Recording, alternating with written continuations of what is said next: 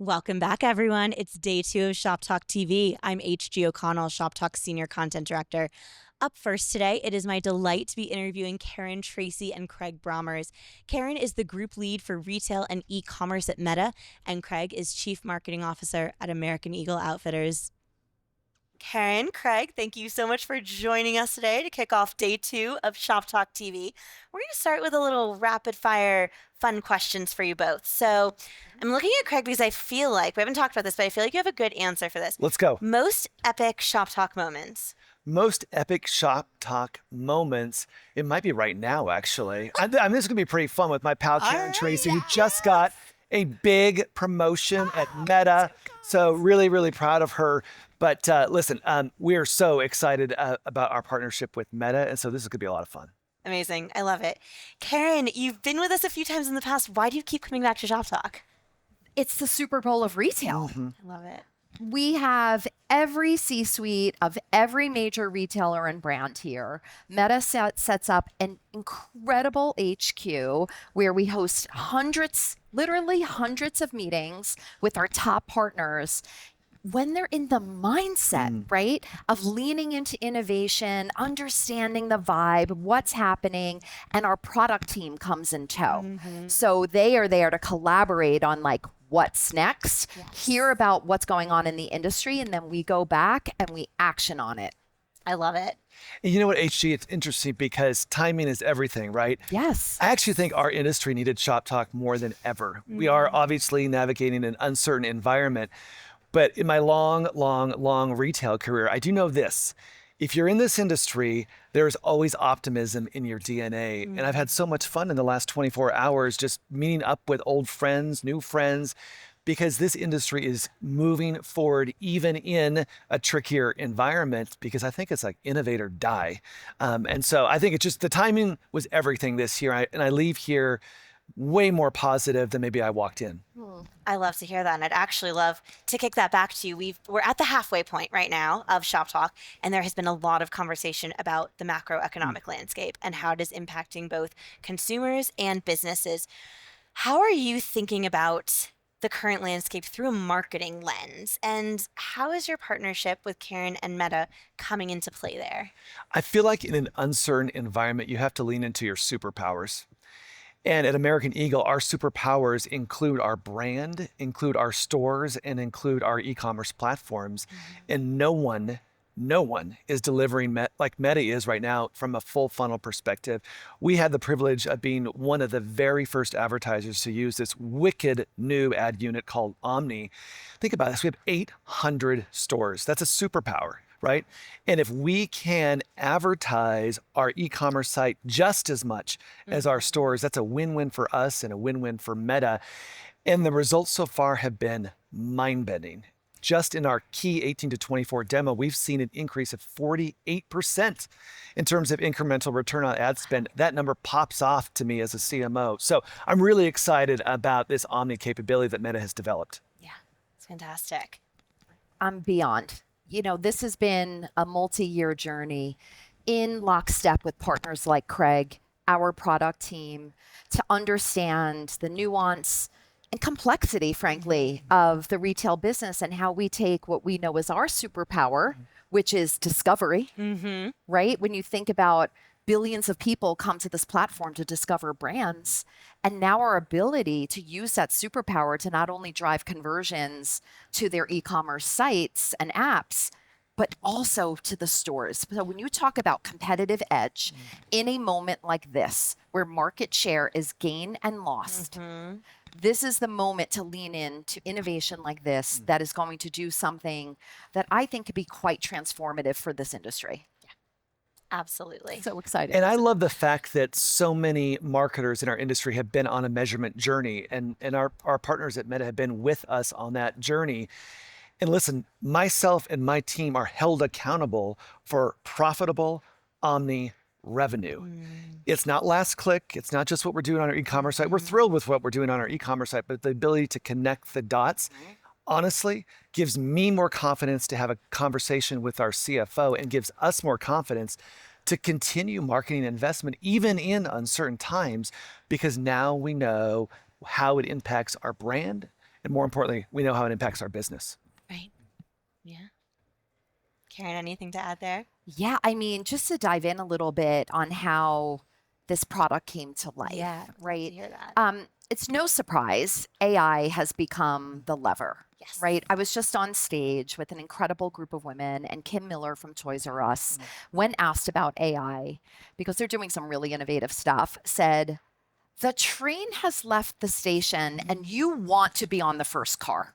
Mm-hmm. And I couldn't agree more about the rapid pace of what's happening and how this is evolving, right? Where we started a year ago when I was here, we were talking about automated sort of campaign setup, our Advantage Plus suite of products, where, and you could talk about this too, you're seeing incredible results adding in automation to the campaign creation process that has just led to really incredible results and efficiencies, right? We're actually seeing a 22% increase in ROAS for those advertisers who use our Advantage Plus sales campaign.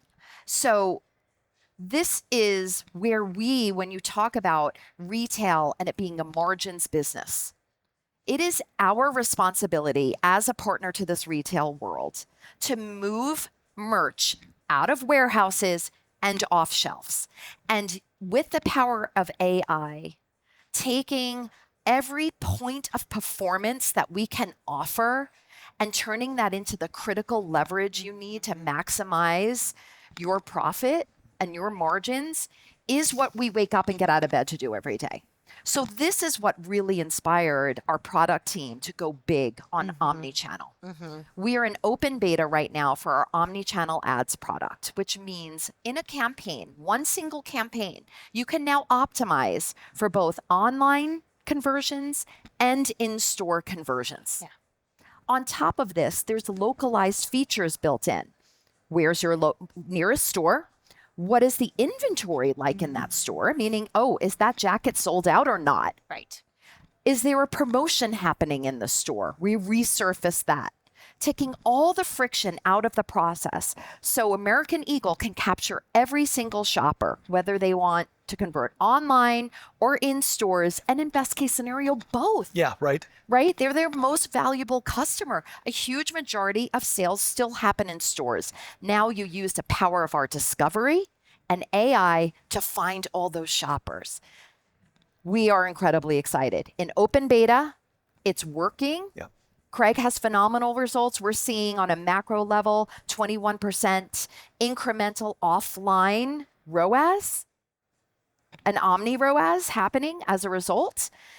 And we're going to go into general availability by early summer, meaning it will be open to everyone. If you have any kind of brick and mortar location, you have to dive in here. So early summer, right in time for back to school and let's holiday. Go.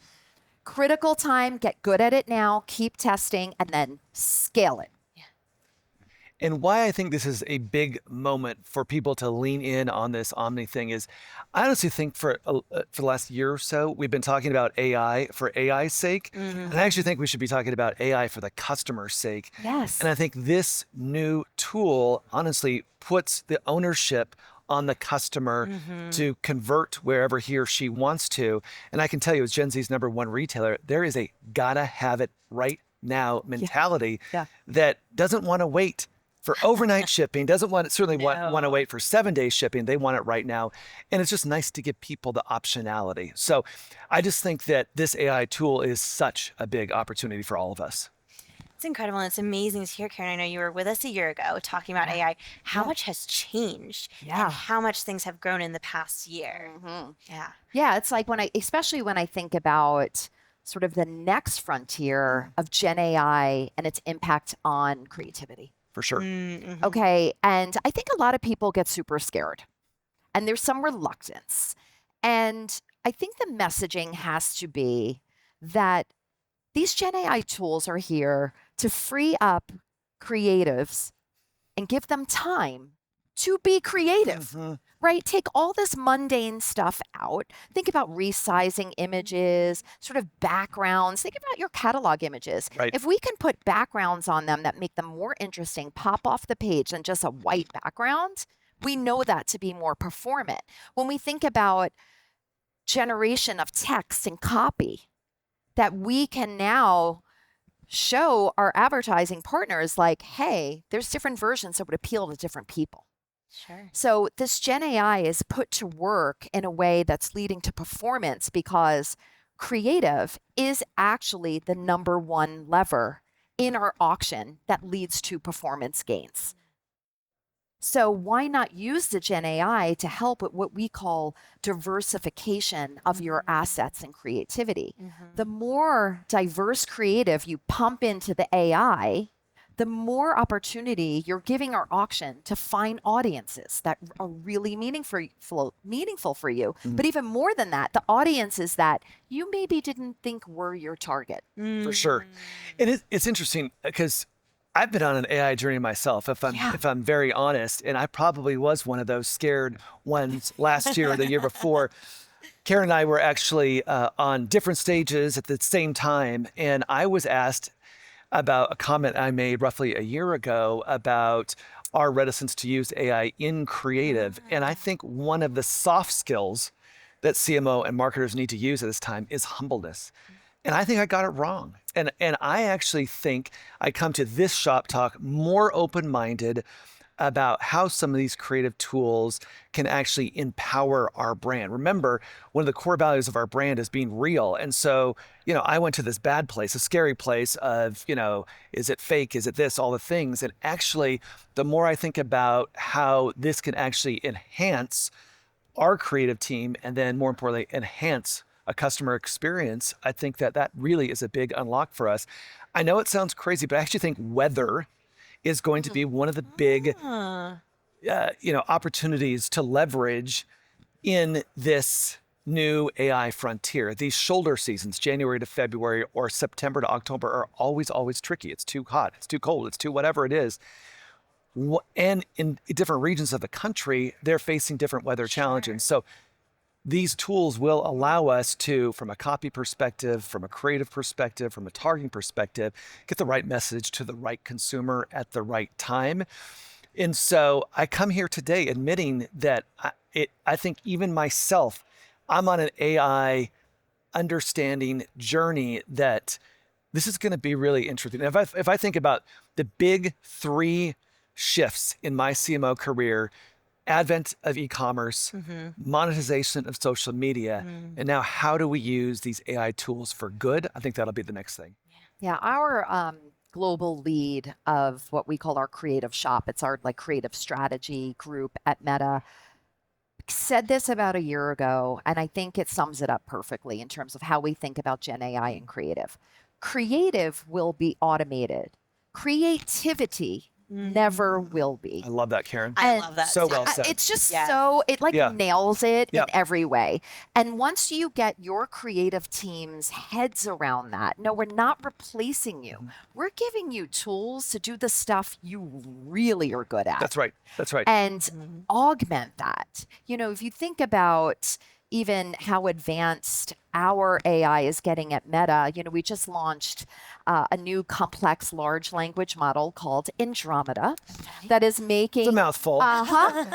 is making the quality of our ads 8% better. And this is what it's meant to do, what you're describing. The right creative with the right message at the right time to the right person. So it's like this layer of creativity, diversification, all of these ways you tell your story and letting the AI do its work. Right. That is getting better and more sophisticated every single day. For sure. And it's leading to notable performance increases. Love that. Yeah. It's fantastic. Craig. Yeah. You've spoken now about how AI is a huge part of what is making this partnership so fruitful, right? Can you tell us a little bit more about how that is working and also a little bit more just about where you see we'll say for the apparel industry, for the retail industry, where are we going with AI? It's big, it's here to stay. Where do you think we're heading? I think below the line, done so. Off we go. We're 30% of the media that we place on Meta is already AI enabled. I think that will be half by some point of this year. And we'll continue to test, learn, and refine. It will just grow bigger. We are a visual industry. And I think that text-based search is old school. And I actually think visual search and you guys are at the forefront of this, is going to be the next frontier. And both Karen and I have kids. I have 2 Gen Z daughters. And when I think about how they are actually searching for clothes, experiences, restaurants, whatever it is, it's on visual platforms now. It isn't, Yes. I'm not going to name the name, but that isn't, typing in a phrase.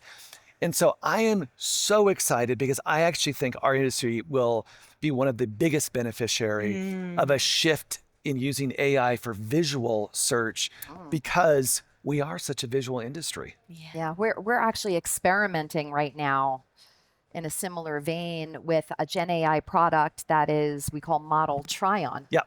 And it's a Gen AI model that you pick your body type and it puts the jacket right on. Yeah. And I think when I go back to margins again, Yeah. and what this could lead to, so I don't have to buy 3 sizes anymore. Yes. And the return, like all of that you all have to face. I just think this is like really cool practical applications of this stuff that are just going to like every point of this is going to make a difference. Better for the customer, Totally. better for the business, better for the planet. I mean, Oh, if we yes. could collectively figure out ways to shave off just 1, 2, 3 points of returns Yes. for a company our size, it's hundreds of $1 million, and there's obviously other Yes. opportunities for people as well. Yeah. Absolutely. So visual, so important. But I want to also talk about a big retail trend, which is the return to stores. And I myself, I have found, half the time I'll be on Instagram and I'll see an ad, and half the time I'll just click in cart, hope these jeans look great. But I'm also finding myself, I will go to the store, I will feel the fabric, I will see what's around and what I could pair it with. And I think I'm not alone in people really returning to the stores and wanting that in-store experience, right? So, Karen, how is Meta responding to support its retail partners in physical locations as part of this broader experience? Yeah, it all comes back to like, yes, they're in stores. Stores are amazing. They're so fun. Like my kids are in American Eagle. They're in Sephora. Yeah. Like they're doing it all, right? The store is not dead. But like the critical connector of this like new hybrid experience is that the discovery starts on Instagram and Facebook, right? Like they discover the brand or discover the trend, what they want for the season. And now, thanks to this omni-channel ads beta, we can connect those dots.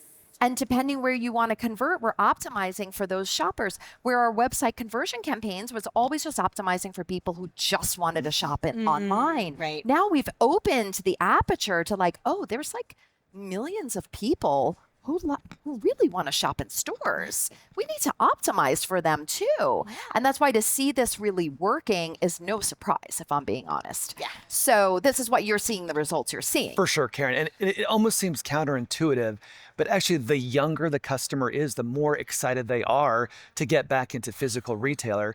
Part of me thinks a teenager is a teenager is a teenager and has been forever, and they're social creatures. They want to be out and about. But I will say that the experience in store has changed because the first thing that our Gen Z customer Exactly. says is, I want this. I saw it on Instagram. I've just been texted on WhatsApp. That's the change. And so it is, to Karen's point, it's the hybrid of how do you activate the digital to help convert in the physical. And it's really happening in real time now. And that's why, honestly, the creator economy and what you guys are also doing from an advertising perspective in their partnership ad units is so powerful as well, because it's, hey, I want what Alex Earl is wearing, or I want what Coco Gauff is wearing, or I want what Chase Stokes is wearing. That's what our store associates hear from our customer base. Yeah, the creator piece started on Instagram. Let's be clear. For sure. Right. And still today, trillions, not making that up, trillions of minutes are spent on creator content.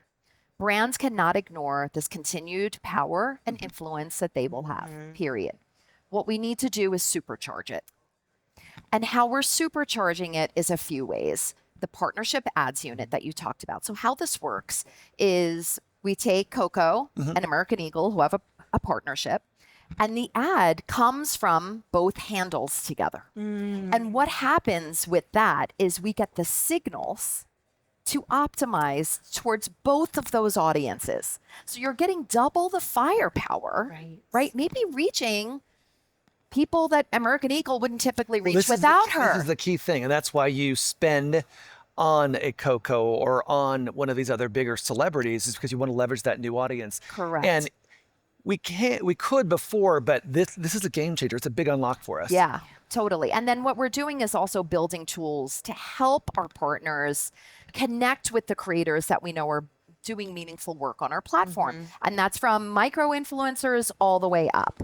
It's called the Creator Marketplace on Instagram. And you can view, oh, how do they look in reels? What is their craftsmanship like? And, you know, how does this fit my brand, right? And we can make those connections for you. The other very big unlock that is like the lowest hanging fruit is all this organic content that brands are creating that they don't utilize to drive their business goals drives me insane.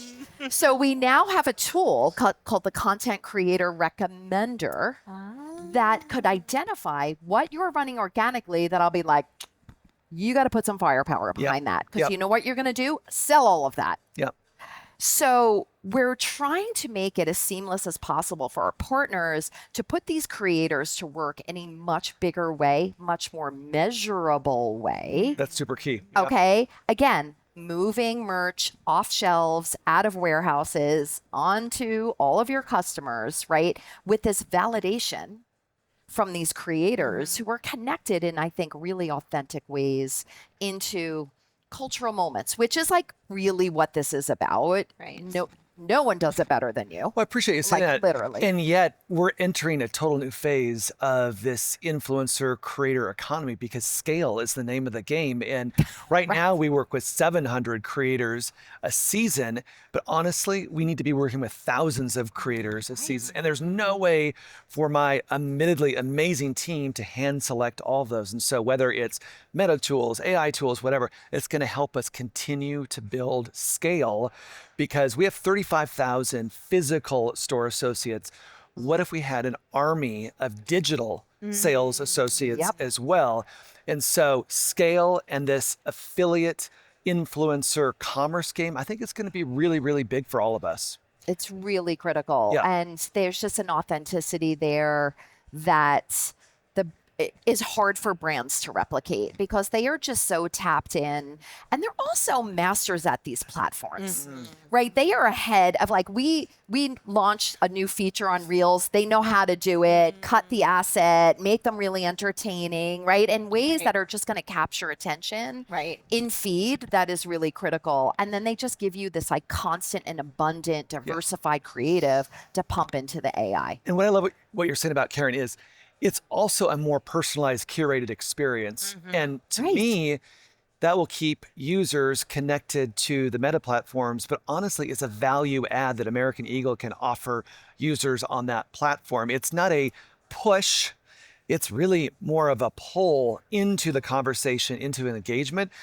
And to me, that is a much more effective and efficient way to market in this modern world. Absolutely. Absolutely. Authenticity is coming up. And Karen, I love how Meta thinks about working authentically with, thinking about content creators, et cetera. When it comes to authentically resonating with these core groups, I know you just came off our stage talking about storytelling and how you do that.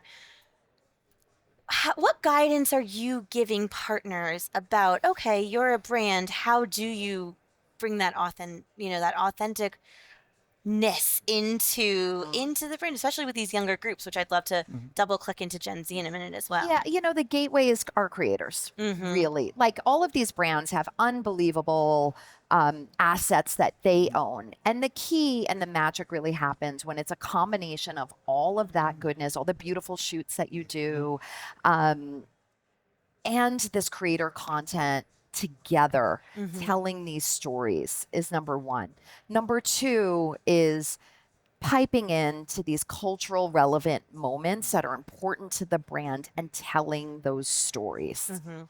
And that happens, of course, through creators and performance moments, but it really happens through brand, sort of upper funnel brand storytelling. We actually have one of our solutions called Meta Moment Maker that Craig and his team use really brilliantly. Think of it as like a high reach burst in a short amount of time. And I'll give the example of Super Bowl. All right. These guys knew Super Bowl was going to be a moment, right? Like, that's what's interesting. It's not like fashion creators for fashion brands and beauty creators for beauty brands. It's like, what are the moments of the people who you Cultural maybe moments, right? expect Yeah. that are going to pop? So American Eagle was doing this amazing high reach moment. And then, boom, what happens, Craig? Kendrick Lamar walks out at halftime wearing flare jeans, and everyone thought American Eagle flare jeans, mid-2000s, and the thing just exploded. And was I a think moment. what Karen is bringing up is really important for marketers that are listening to this is there's a proactive approach and there's a reactive approach with some of these units that Meta offers. Our team planned into Super Bowl because we want to be at the center of culture. Sports right now is the center of culture. Yeah. And so again, Meta Moment Maker and all the other things we were doing. But when that moment happens, when Kendrick wears those jeans, we can take advantage of it in different ways, organically and paid. And literally overnight, AE flare jean search increased by 125%, traffic increased by 85%, store traffic increased by 25%. But it was using both muscles, right? Proactive and reactive. And I also would suggest people try before these big moments, because my team, all credit to them, they knew how to make the most out of this moment because they were proficient on using all the tools that Meta has. And so there was no deer in the headlight. It was like, there's the jeans, there's Kendrick, off we go, and Boom. took full advantage of it. Yeah. Right. They know the moment is coming because they can understand when those moments will be and they're ready. That's I right. love that. Gen Z, huge part of American Eagle. How are you connecting with them? Well, it's so funny because I think we're like more digitally leaned in ever than, I think we're more digitally leaned in than ever before with Gen Z. And to your point earlier, they're out in the physical world in a way like never before. We just came back from Nashville where we popped up in country music's capital with a denim deli. We had friends of the brand stop by. We had an open mic. Everything was decked out in denim. Our friends at Meta were part of this activation. And literally, not only was it mobbed, down in Nashville, it created this viral moment for us across all the social universe. So I think that connecting with audiences, again, in a digital way, hyper important, but don't forget the physical world as well. Yeah, I just want to add to that because, like, back in the day, our day, Yeah. you would When have dinosaurs from Earth. you would have an activation like that maybe hit the 100 people who showed up. That's right. Now, that became now a hotbed of creative for you, That's right. right? Organically and in paid, where you can now amplify these pop-up moments to become really big scale moments, thanks to social, right? And lets you pump in a whole bunch of other creative into the system to diversify how you're showing up and maybe reaching audiences that you may not have. Country music fans who have never discovered American Eagle, right? Like, think of the possibility there and all the ways these brands show up in the physical world and the digital. And that's why the store thing is so important. I just said on stage, it is the time to tell the story of your stores. For sure. Okay? Get creators in the stores. Yes. Go we did Get Ready with Me. Go shopping with me. Yeah. Well, it's funny because like, how fun. Yes. Karen was mentioning right creative for the right person. We're a bigger company and we have the privilege of nice budgets and we can create the most beautiful content. And yet, some of our best performing content is literally a store associate in the exact same look in a fitting room. Correct. Right. And so, again, back to this idea of being humble, being curious, creating lots of content and seeing what sticks and what resonates with certain audiences, I think is the name of the game these days, because I actually might really love the beautiful, super produced content, but my Gen Z 19-year-old daughter says, hey, I actually like what that store associate looks like I don't care how you convert. And now we have the ability to measure what kind of creative is performing in real time. I see now why you describe your stores as your superpower. Yeah. Because it seems like the possibilities are endless to find those moments within the stores that you have. For sure. I love that. Let's talk about measurements. Yes. Karen, let's do it. How are you guiding your partners to think about holistic measurement in a way that they can make really strategic business decisions? There's nothing more critical. It has to be the underpinning and the discipline, frankly, we put in operationally with our partners to have a test and learn plan that is grounded in measurement, that's believable. And that helps Craig, you said it earlier, validate results with the CFO, your CEO, about every dollar that you're spending. And we take it really seriously. The challenge is there's no silver bullet here. So typically what happens, and our product team puts it best, they said there's like a constellation of measurement sources. And we're like, yeah, exactly. So it's about this triangulation of what we deem as the North Star, which is incrementality that comes from lift studies, which is like your test control experimental design measurement, where we can say, you saw incremental sales as a result of people seeing this ad. So that's a really fast way to give you a read. Okay, what's working and what's not. Understand that's meta only. Then there's all kinds of attribution tools that all of our clients use. There were all different types, right? That you use as a source. Then there's the longer term MMM. Right? And how they think about channel allocation or thinking where you may be under leveraging something. It has to be coming together, a triangulation, we call it measurement 360 of this to give our partners the confidence that these solutions are working, that they're driving sales, and most importantly, they can act on what they're seeing. To me, the biggest miss of all of our bigger, more legacy retail and brand partners is that small sort of startup-y D2C businesses see performance and lean in. They go for it fast. You think about a time period like Cyber 5. They see it scaling, they go big.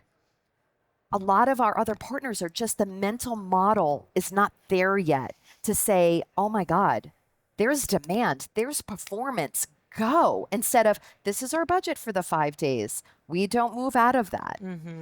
And to me, this is the next unlock that we will do through measurement, because especially in times like this, you need to be agile enough to lean in and scale where you're seeing it. I love what you're saying. And we've been on our own measurement journey. And one of the key things is understanding how high is high. Right.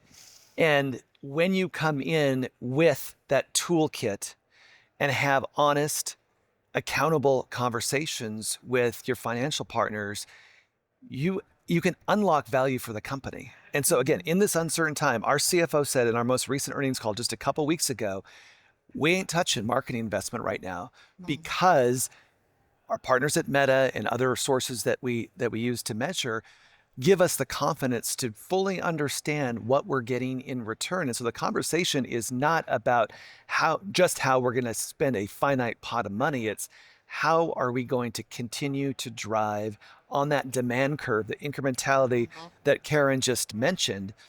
And honestly, it's kind of changed the name of the game as for marketing, at least inside of my company. When I walked in the door in 2020, marketing to American Eagle was kind of viewed as an expense center. Fast forward 4 years, we are viewed as a profit center. And that's a really big difference. That's a huge, huge shift. Craig, your team is doing a lot, I know. And so I'm just wondering, what strategies are you using that are standing the test of time? Or how do you know when to lean in on new tactics? Well, I think standing the test of time, the best brands are the best storytellers. And we've kind of reprogrammed our brains to think that we are actually not in the retail business, we're in the entertainment business. And we're programming just like an entertainment programmer does. So I think that has stood the test of the times. And I've had the privilege of sitting in this seat at other iconic American brands that helped teach me in my marketing career, Calvin Klein, Abercrombie, Gap. But I think you have to storytell in a very modern way. One thing that I've learned is best laid plans can be easily torn up for the best reasons, by the way. So I think that, Karen, you were mentioning it, agile, flexible, nimble. It's almost like an open to buy that our merchandising partners lead. It's like we need, from a marketing perspective, to have a certain amount of open to buy when a gift like Kendrick Lamar and Flare jeans is given to us, or a new trend hits overnight, and we got to go. So I Right. think We're going to coin open to buy. I know, right? This is it. That is right. Yeah. So Double it's almost meaning, like double retail 70%. meaning. Yeah, right. It's almost like 70% of what we do is somewhat programmed, but the open to buy is 30%. And that's where the Correct. magic can happen. Yes. And that's where retailers like American Eagle can stand apart from a sea of sameness in retail. So I think that's really an important thing for us right now. Karen, Craig, thank you both so much for joining us today. I think we've had some fantastic conversations just about where we're going, everything from omni-channel to AI to the role of stores. So just thank you both, and I hope this has been an enlightening conversation for all our viewers. So fun. Thank you so much. And thanks, Craig, for the So fun, partnership. Karen. Thank you. So fun.